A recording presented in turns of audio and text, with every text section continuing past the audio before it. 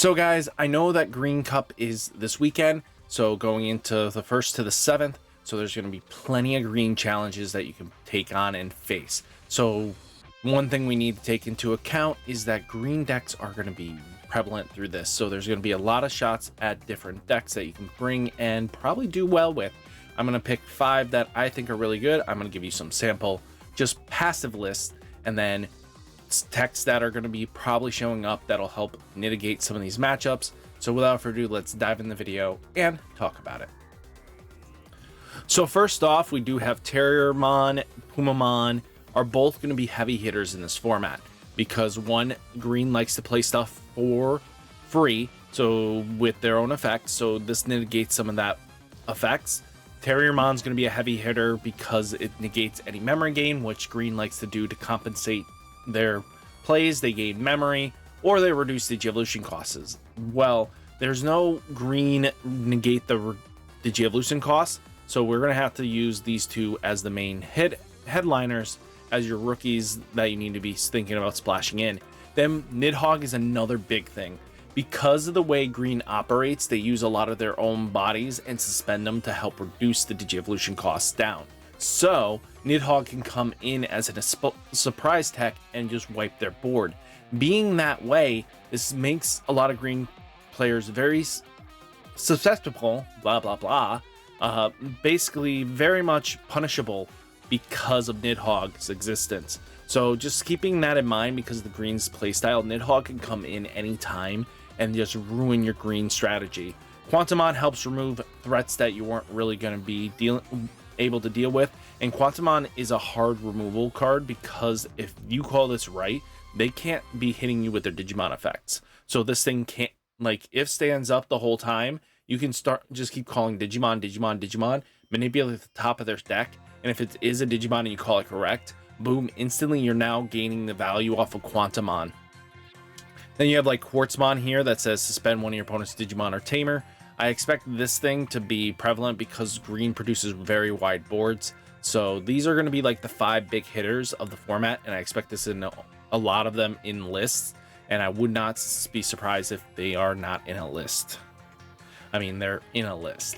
So first list we're going to talk about is none other than Bloomlord, my baby, that I'll probably be playing. But as you know, Bloomlord likes to build a wide board, and this is where you know who punishes.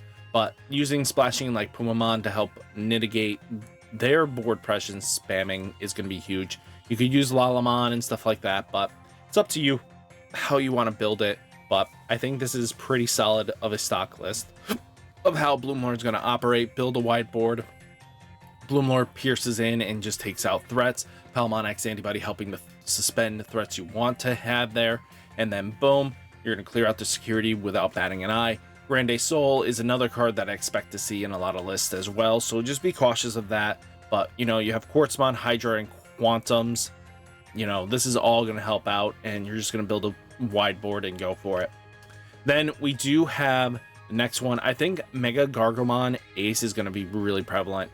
The fact that it has access to using Golden Rappa consistently, just because they have Terriermons and stuff like that. So you know what? Being able to spend one of your opponent's Digimon for each Tamer you have in play, then up to 3 of your opponent's suspended Digimon gets minus 5,000 for the turn. This was going to help out because this helps deal with wide boards and just makes them really annoying to deal with. But you also have Rapidmon as well for minus 4,000 DP when this Digimon becomes suspended. One of your opponent's Digimon and all your opponent's security gets minus 4,000 until the end of the turn, all turns. So both armor forms are really nasty going into this, and Lopmon with the lines can be really scary as well. But what makes this deck really nasty is the Mega Gargo Ace. When Digivolving, suspend 2 of your opponent's Digimon or Tamers, then 2 of your opponent's Digimon or Tamers cannot unsuspend or Digivolve until the end of turn.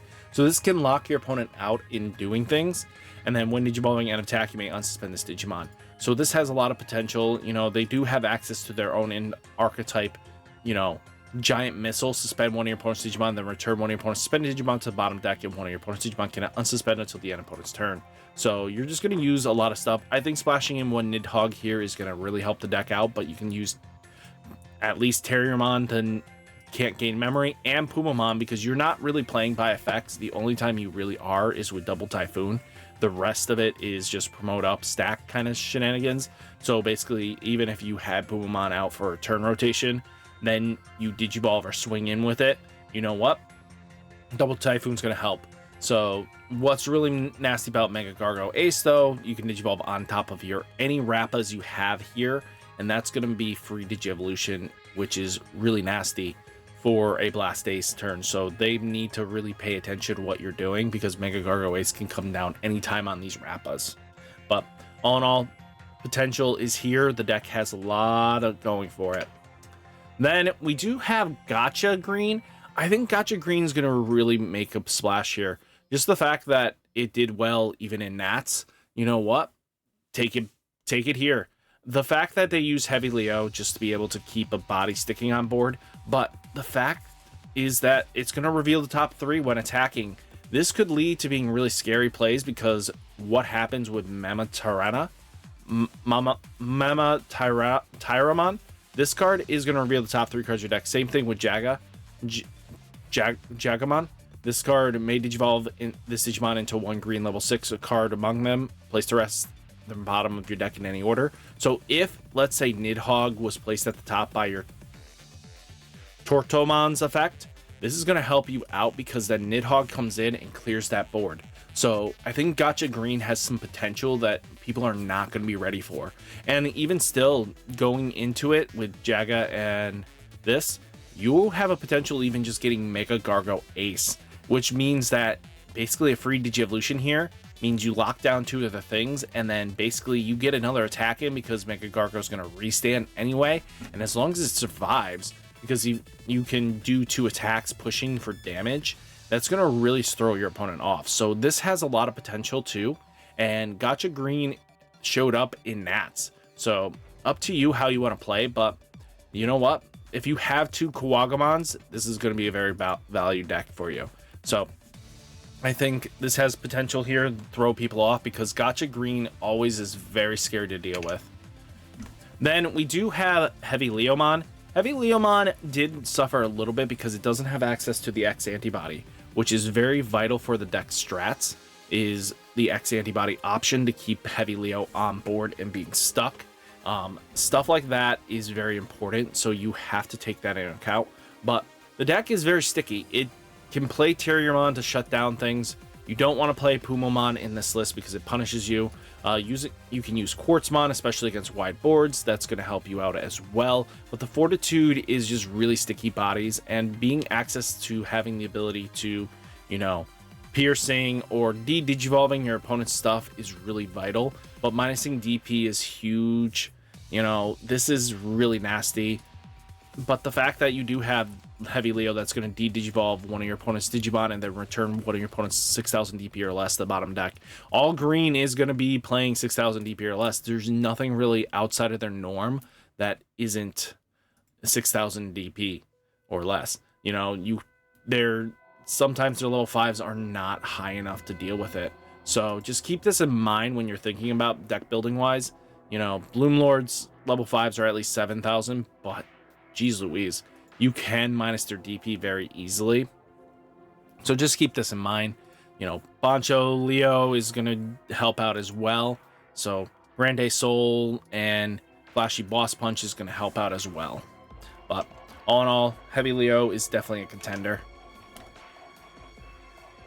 Then we do have Leopardmon X. This is a rough build just because we're going to try Mega Gargo Ace and stuff like that, and Leopardmon X. They're both very functional decks that want to play stuff for reduced cost. So you may play 1 green Digimon for a play cost 4. If this has Leopardmon or X minus Digievolutions, reduce the cost by 3, so that you can hard play Mega Gargo Ace if you wanted to, but most likely you're just going to play like Mirharamon or Panjamon for free, or get yourself like Mechis or Rookies or Champions down. That's going to help you out to Digivolve further. You know, there's all possibilities, and it's going to be very vital for you to know what you're doing. We're playing the Terriermons because they both can play your Tamers for a reduced cost, and that's going to help you out in the long run, because you want Taigas to come in for reduce, so that you can reduce the Digievolution of your Leopards. Or you have like Mimi, your Mem setter coming down. So it just has vital here. So when you play a green tamer, gain a memory, but when your opponent's Digimon becomes suspended, this Digimon gets plus 2,000 DP. You know, Terriermon is also just reduce the cost by 2. So yeah, it's going to have value more often than not. So I think this has a lot of potential, what you want to do here. But I think these 5 main decks I showed you are vitally strong. Other decks you want to possibly consider for the event, there is nothing wrong with that. But we do have, like, excuse me, I did not put you there. One other deck I want to consider also, but I don't have a list for, is that if we go in here, is that you? No. Is the Alliance deck. I don't have a list for this one. I just don't know how to build it right. But again, it's all just Alliance cards. You just replace Cherubimon with this one, I'm guessing. And that's going to be really what you do. But I think Hercules Kabuteri, Darabi, Grand Kuwaga, Rosamon Burst Mode all have potentials of going off. So is the Alliance deck. So stuff like that, you need to pay attention. But here's a sample list for like insects, because you're going into a green format. You have the ability of using Electroshockers and Izzies, and, you know, Hercules Kabu, Schwartzmon is an option. Pumumon just to stop effects. But you know what? If you have all money, you can just play this. This is a deck that you need the Kuwagamon promo to actually be functional. So yeah, keep that in mind. Then we do have the Darabi deck. I think this is going to be one of the weaker decks, but I expect some people to be really excited to play Darabi. So this is your chance to show it off. Who knows? You might actually do well. Then we have, you know, Grand Kuwagas. It did get a new one in the set, so it has a chance to evolution-wise.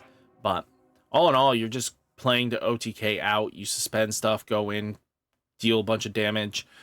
Probably what I would do instead of Pulsemon here is just play the Alliance, whatchamacallit, the Alliance Lopmon, the one that gives Alliance, so that when you swing in with the Grandis, even though he's big, you'll get the extra security check that's going to help apply damage.